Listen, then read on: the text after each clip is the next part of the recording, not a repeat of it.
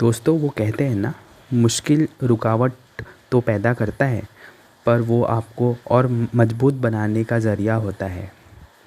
हार का डर मत पालो, कोशिश छोड़ना ही असली हार है। तो चलिए इस थॉट के साथ नेशनल पार्क की इस सीरीज़ की 7वीं वीडियो यानी कि गिर नेशनल पार्क को मैं निशांत आपके सामने प्रस्तुत करता हूँ। वैसे प्रीवियस वीडियोस में मैंने कई बार biosphere reserve, wildlife sanctuary और नेशनल पार्क की डिफरेंसेस को जताया है। नेशनल पार्क में कोर और बफर जोन तो होता है पर ट्रांजिशन रीजन नहीं होता है। पर आप अगर बायोस्फीयर रिज़र्व की बात करो तो कोर, बफर, ट्रांजिशन रीजन ये सारी चीज़ें होती है, प्लस ह्यूमन सेटलमेंट होता है। रिसर्च आप कर सकते हो, एजुकेशन रिलेटेड और टूरिज़्म रिलेटेड एस्पेक्ट्स भी डिस्कवर कर सकते हो। तो आज का टॉपिक है गिर नेशनल पार्क।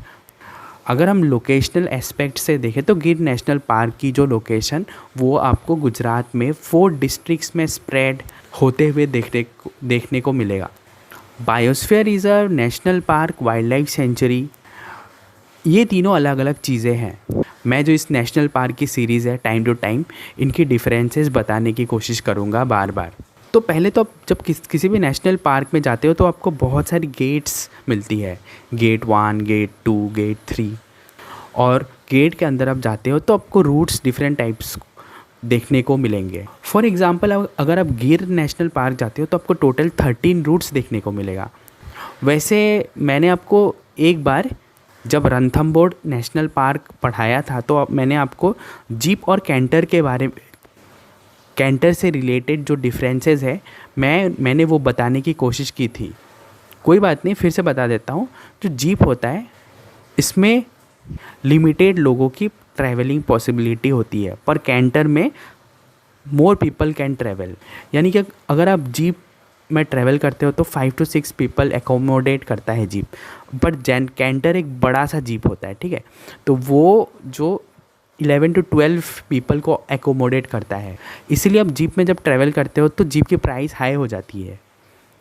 अगर आप फैमिली के साथ जा रहे हो तो आप जीप सफारी को प्रीफर कर सकते हो, और कैंटर सफारी अगर आप अकेले जा रहे हो तो आपको प्राइस सेव करना है, आपका सैलरी सेव करना है, तो आप कैंटर सफारी कर सकते हो।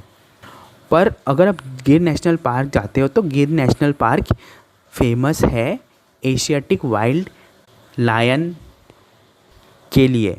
जैसे कि मैंने बताया कि गिर नेशनल पार्क की स्प्रेड अक्रॉस 4 डिस्ट्रिक्ट्स इन गुजरात, ठीक है। और गिर नेशनल पार्क में आपको total 41 different types of animals देखने को मिलेगा। फॉर एग्जांपल देखिए, जो सबसे इम्पॉर्टेंट एनिमल, जो सबसे पॉपुलर एनिमल है वो that is lion, Asiatic lion, okay. Other than that आपको लेपर्ड मिलेगा, डियर मिलेगा, सांभर डियर मिलेगा, nilgai, hyena, jungle cat, mongoose, monkey, jaguar, pangolin, ये सारी different types of animals, 41 different types of animals देखने को मिलेगा। और 37 डिफरेंट टाइप्स ऑफ रेप्टाइल्स भी आपको गिर नेशनल पार्क में देखने को मिलेगा।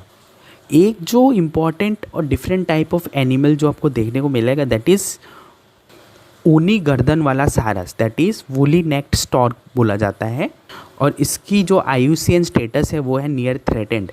अब IUCN स्टेटस क्या होता है? जनरली हम किसी भी एनिमल को हम 6 to 7 डिफरेंट टाइप्स में based on their availability divide कर सकते हैं। For example endangered, critically endangered, vulnerable, near threatened, least concern, ऐसे डिफरेंट टाइप्स ऑफ क्लासिफिकेशन में क्लासीफाई कर सकते हैं। जनरली आप अगर देखोगे तो गिर नेशनल पार्क में 16 जून से 15 अक्टूबर तक रेनी पीरियड माना जाता है, क्योंकि बहुत बारिश होती है। तो इस वजह से 16 जून से 15 अक्टूबर तक गिर नेशनल पार्क बंद रहता है। तो वैसे ही बोला जाता है कि November to March is the best time to visit. आज की वीडियो में 1 नवंबर को बना रहा, तो generally Gir national park the best time to visit is November to March. तो जैसे कि मैंने बताया कि other than lion, leopards, deer, sambar deer, nilgai, hyena, jungle cat, mongoose, monkey, jaguar, pangolin, ये डिफरेंट टाइप्स की एनिमल्स आपको देखने को मिलेगा। वैसे नीलगाय क्या होता है? नीलगाय actually is a type of गाय, दैट मीन्स काउ, पर ये काउ फैमिली से बिलोंग नहीं करता है, it belongs to dear family, ठीक है। पर इसकी जो मतलब इसकी जो कलर है दैट इज़ ब्लू कलर, ठीक है, इसीलिए नील गाय इसे बोला जाता है। तो आप जब जाओगे गिर नेशनल पार्क तो आप लायन साइट कर सकते हो। तो बोला जाता है कि at present there are more than 650 lions in Gir national park. तो लायन साइटिंग कोई भी इंसान जब गिर नेशनल पार्क जाता है तो वो लायन साइटिंग करने जाता है जनरली। लायंस की एक खासियत होती है कि लायन 16 to 20 आवर्स तक आराम करता है और रात में शिकार करता है। पर टाइगर को अगर देखोगे तो टाइगर अकेले शिकार करना पसंद करता है, पर लायन में ऐसा नहीं है, लायन ग्रुप्स में शिकार करते हैं, इसीलिए लायन को किंग ऑफ जंगल कहा जाता है। और बोला जाता है कि एक लायन 7 किलोज तक मीट खाता है और एक लायनेस यानी कि female version of lion 5 kilos तक मीट खा जाती है एक दिन में। और इन्हें भूख लगने तक क्वांटिटी आप डबल कर सकते हो, यानी कि एक शेर 14 किलोज तक खाता है और एक शेरनी 10 किलोज तक खा सकती है। तो ये एक इम्पॉर्टेंट या डिफरेंट यूनिक चीज़ जो आपको लायन से रिलेटेड देखने को मिलेगा। तो जनरली नेशनल पार्क और जैसे कि मैंने बताया था आपको, नेशनल पार्क और बायोस्फीयर रिजर्व में ये डिफरेंस है कि नेशनल पार्क इंडिया में मोर देन 100 है, पर biosphere reserve near about 20 biosphere reserves है। तो इतना कम बायोस्फीयर रिजर्व क्यों होता है? क्योंकि नेशनल पार्क में कोर और बफर रीजन तो होता है पर ट्रांजिशन रीजन नहीं होता है, और नेशनल पार्क की एक वेल डिफाइंड प्रोटेक्टेड एरिया है। मैं आपको कुछ इम्पॉर्टेंट फैक्ट्स बताता हूँ, ठीक है, जिसे आपको सुनने में मज़ा आएगा या फिर आपको इंटरेस्टिंग लगेगी। शेरों को, पॉइंट नंबर 1, शेरों को पानी में जाना ज़्यादा पसंद नहीं है, इसीलिए आप उन्हें रेस्ट करते हुए पानी से दूर ही दिखोगे। पर एक टाइगर ऐसा नहीं है, बाघ पानी में भी जा सकता है जनरली, और शेर कभी अकेला शिकार नहीं करता है। पर आप अगर टाइगर को देखोगे, बाघ को देखोगे तो वो अकेला शिकार करता है, और जनरली लायंस रात को शिकार करते हैं। आप इमेजिन करो 16 to 20 आवर्स उन्हें रेस्ट मिलता है एक लायन को। 16 to 20 आवर्स इमेजिन कर सकते हो। Human generally 6 to 8 hours rest करता है, तो उससे आप मिला के देखो। शेर से हमें ये देखने को मिलता है कि हार का डर मत पालो, कोशिश छोड़ना ही असली हार है। और जैसे कि मैंने बताया था कि मुश्किल रुकावट तो पैदा करता है, पर वो आपको और मजबूत बनाने का ज़रिया बन जाता है। जो इंडिया में जो लायंस पाई जाती है या फिर एशिया में, that is only in Gir national park. और अफ्रीकन लायन से एशियन लायंस की साइज़ काफ़ी छोटी होती है, पर not in the sense that इतनी भी छोटी। आप देखोगे तो आपको पता चलेगा कि लायन काफ़ी बड़ा होता है।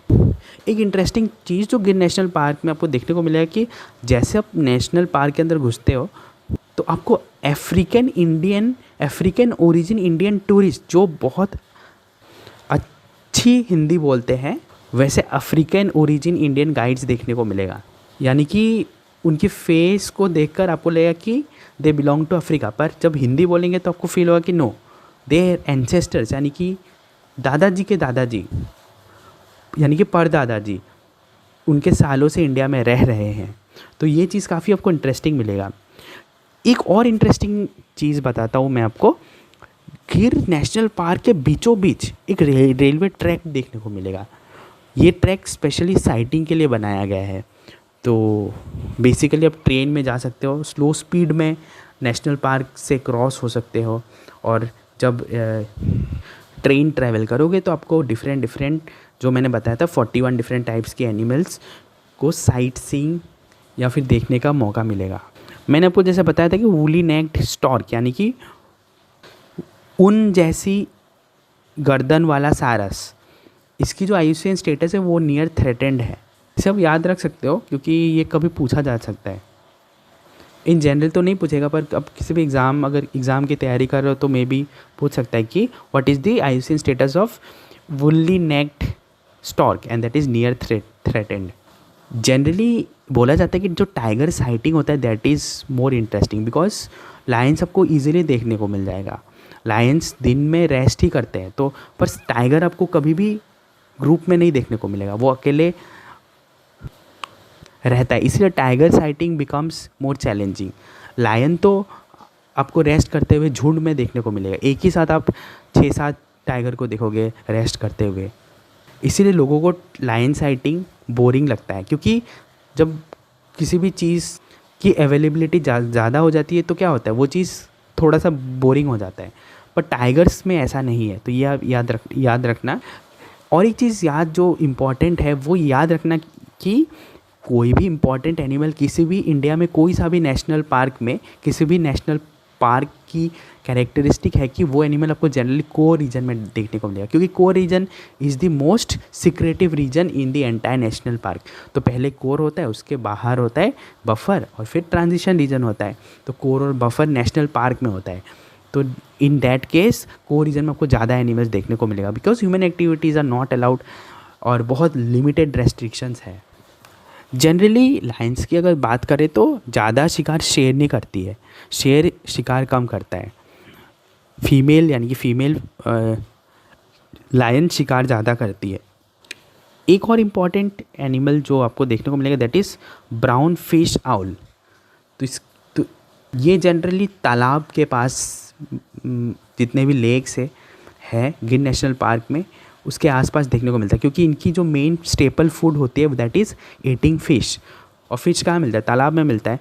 तो आपको झील के पास, नदी के पास, झरनों के पास आपको देखने को मिलेगा। तो जैसे कि मैंने क्या बताया था, मंगूज़ मिलेगा, मंकी मिलता है, जैगुआर, पेंगोलिन, जंगल कैट, हाइना, नीलगाय, सांबर डियर, लेपर्ड और लायंस। ठीक है, तो ये डिफरेंट टाइप्स ऑफ एनिमल्स आपको देखने को मिलेगा।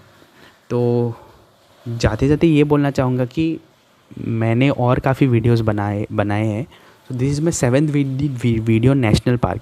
अब प्लेलिस्ट में जाना, आपको रणथंबोर मिलेगा, सरिस्का मिलेगा, हेमिस नेशनल पार्क मिलेगा। अभी तक मैंने बनाया, मैं सोच रहा हूँ कि और काफ़ी वीडियोस लेकर आऊँगा नेशनल पार्क से रिलेटेड, क्योंकि इंडिया में total near about more than just 100 national parks है। तो अगर मैं सारे नेशनल पार्क्स के वीडियो बना दूँगा तो एटलीस्ट मुझे भी काफ़ी आइडिया हो जाएगा नेशनल पार्क रिलेटेड। आप लोगों को तो होगा ही होगा। तो जैसे कहते हैं ना कि सपनों की कोई उम्र नहीं होती, बस उन्हें देखने का हौसला होना चाहिए। तो इसी थॉट के साथ मैं आज की वीडियो को एंड करना चाहूँगा। इंसान वही महान जो वक्त देता है। आपने मुझे इतना वक्त दिया, थैंक यू वेरी मच।